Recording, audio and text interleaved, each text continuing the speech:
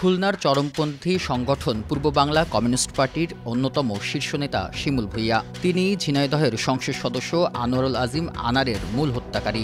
সুযোগ বুঝে বিভিন্ন সময় নিজেকে পরিচয় দেন নুরা, নাসিম, শিহাব, শিমুল, আমানুল্লাহ সহ বিভিন্ন নামে। তবে নামের খোলস পাল্টালেও বদলায়নি পেশা। হত্যা, গুম, অপহরণকে নেশা ও পেশায় পরিণত করেন কুখ্যাত সন্ত্রাসী শিমুল ভূঁইয়া। এবার প্রশ্ন, শিমুল কিভাবে হলেন আমানুল্লাহ? ১৯৮৫ সালে ফুলতলার দামোদর স্কুল থেকে এসএসসি পাশ করেন শিমুল ভূঁইয়া। ছাত্রজীবনে বড় বোন লুসি খানমের স্বামী ডাক্তার টুটুলের হাত ধরে লাল পতাকা দলে যোগ দেন। এরপরই হয়ে ওঠেন বেপরোয়া। বিভিন্ন সূত্র বলছে, খুনসহ অন্তত ২ ডজন মামলা আছে শিমুলের নামে। ১৯৯১ সালে গণেশ নামের এক ব্যক্তিকে খুন করে যশোরের অভয়নগর থানার এক মামলায় ৭ বছর জেল খাটেন।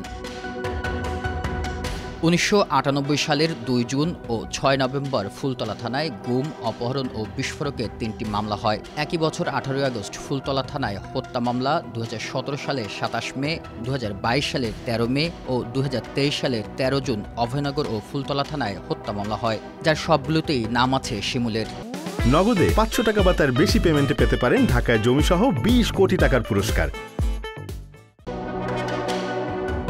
আরেকটি সূত্র বলছে, ইমান আলী নামের এক ব্যক্তিকে খুনের ঘটনায় ২০০০ থেকে ২০১৩ সাল পর্যন্ত জেল খাটেন।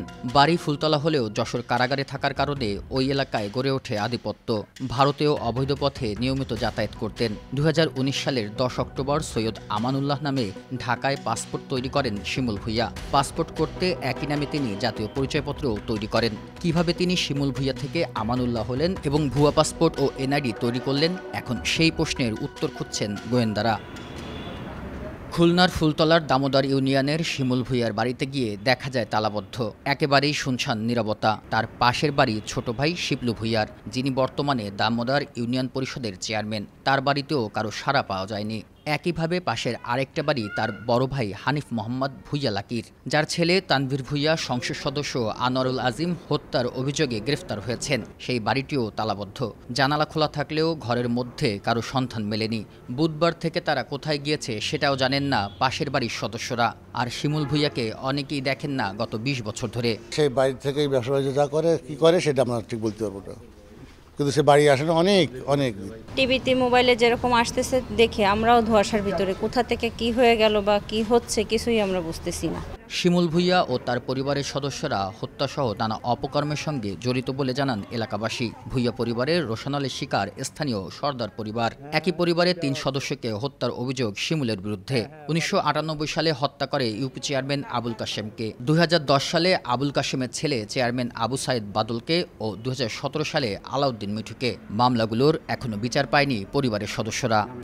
নগদে ৫০০ টাকা বা তার বেশি পেমেন্টে পেতে পারেন ঢাকায় জমিসহ ২০ কোটি টাকার পুরস্কার। শিমুল ভূঁইয়া তখন জেলে ছিল, তার নির্দেশে হত্যা হয়েছে। ফুলতলা থানা থেকে চার্জশিট দিছে শিমুল ভূঁইয়ার বোন নামে। সেই চার্জশিট আমাদের কিছু আসামি বাদ গেছে, যার জন্য আমরা নারাজি দিছি। সেই কেস চলতেছে। সূত্র বলছে, কলকাতার নিউ টাউনের ভাড়া করা ফ্ল্যাটে সংসদ সদস্যকে খুন করে ১৫ মে দেশে ফেরেন আমানুল্লাহ পরিচয় দেওয়া শিমুল ভূঁইয়া। পরে ধরা পড়ে ডিবির জালে। বেল্লাল হোসেন সজল, সময় সংবাদ, খুলনা।